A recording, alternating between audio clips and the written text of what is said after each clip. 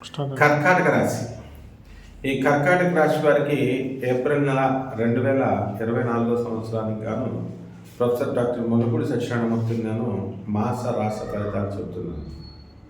ముందుగా ఈ కర్కాటక రాశి వారికి ఇంప్రూవ్ అవుతుంది. ఇప్పుడు మార్చి నెల కంటే కూడా ఏప్రిల్ నెల మంచి ముందంజలో మీరు వెళ్ళడం జరుగుతుంది. అయితే అష్టమ శని ప్రభావం వలన మనకి ఎంత ముందుకు వెళ్తున్నప్పటికీ కూడా ప్రభుత్వం పనులు అవనివ్వండి, ప్రైవేట్ పనులు అవనివ్వండి, ఇవన్నీ కూడా అవ్వాల్సినటువంటి పనులు స్లో రేట్లో అవుతూ ఉంటాయి. అంతేకాని స్పీడ్గా ఒకేసారి అయిపోవడం ఇలాంటివి జరగవన్నమాట. అలాగే మూడవ ఇంట్లో ఉన్నటువంటి కేతు మీకు అనూహ్యంగా పనులు అవ్వబోనుకున్నప్పుడు అయిపోవడం, అవుతాయి అనుకున్నప్పుడు ఆపడం, ఇలాంటి సంఘటనలు జరుగుతాయి. ఇక్కడ మీకు ఊహించని విధంగా పనులు అవ్వడం జరుగుతూ ఉంటాయి.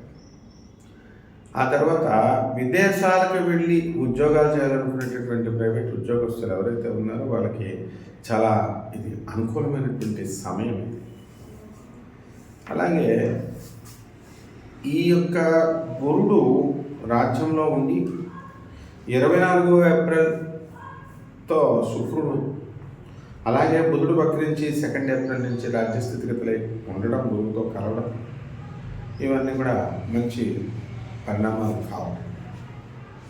వృత్తి, వ్యాపార, ఉద్యోగ విషయాలలో మీకు ప్రోగ్రెస్ అనేటటువంటిది ఉంటుంది, రేణుకు అనేటటువంటిది.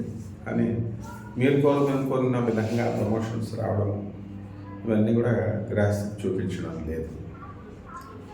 ఇక ట్రాన్స్ఫర్స్ కోసం చూస్తున్నటువంటి వాళ్ళకి అనుకూలమైనటువంటి ప్రదేశాలకు కాదు, కానీ మొత్తం మీద మాత్రం ఖచ్చితంగా ట్రాన్స్ఫర్లు అనేటటువంటివి మీకు కలుగుతాయి. అదేవిధంగా భాగ్యంలో ఉన్నటువంటి రాహువు, అలాగే 25 ఏప్రిల్ నుంచి బుధుడు డైరెక్ట్ అయ్యి భాగ్యంలో, కుజుడు 23 ఏప్రిల్ నుంచి భాగ్యంలో ఉండడం, బుధుడు వక్రించి 9 ఏప్రిల్ నుంచి భాగ్య స్థితిగతులు అవడం వల్ల మీ పూర్వజన్మ ఆదర్శపరంగా మీకు అనేకమైనటువంటి సంపదలు మీ మేనమామల ద్వారా మీకు సంప్రాప్తించడం జరుగుతుంది.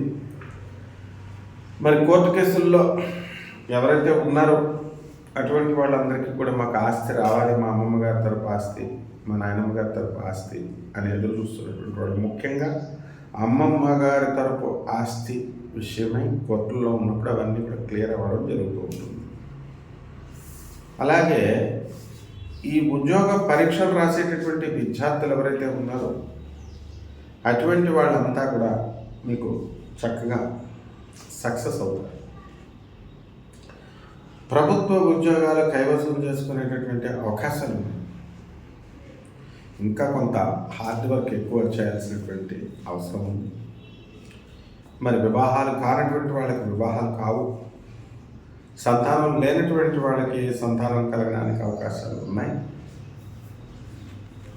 ఇక ఇంట్లో ఉన్నటువంటి స్త్రీలు ఎవరైతే మాకు గుర్తింపు లేదండి అని బాధపడుతూ ఉన్నారో అటువంటి వాళ్ళంతా కూడా మిమ్మల్ని గుర్తించడం అనేటువంటిది, కుటుంబ సభ్యులు గుర్తించడం అనేటువంటిది జరుగుతుంది.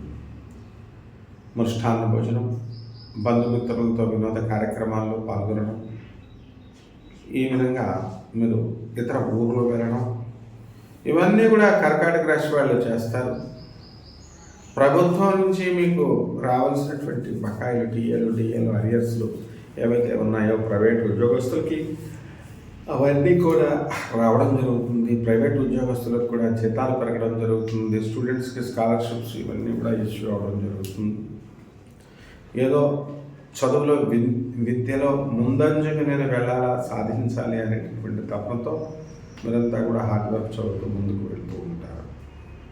కాబట్టి రెమెడీస్ దగ్గరికి వచ్చేసరికి ఈ అష్టమ శని ప్రభావం వలన మీకు ఏమవుతుందంటే, శని జపం చేసుకోవాలా, శని స్తోత్రాలు చదవాలా, శనికి కిలోంపావు నల్ల నువ్వుల్ని, నల్లని వస్త్రాన్ని ఈ శనివారం నాడు ఉదయం 8 గంటలకి వీళ్ళకి పేద బ్రాహ్మణులకి దానం చేసుకోవాలా.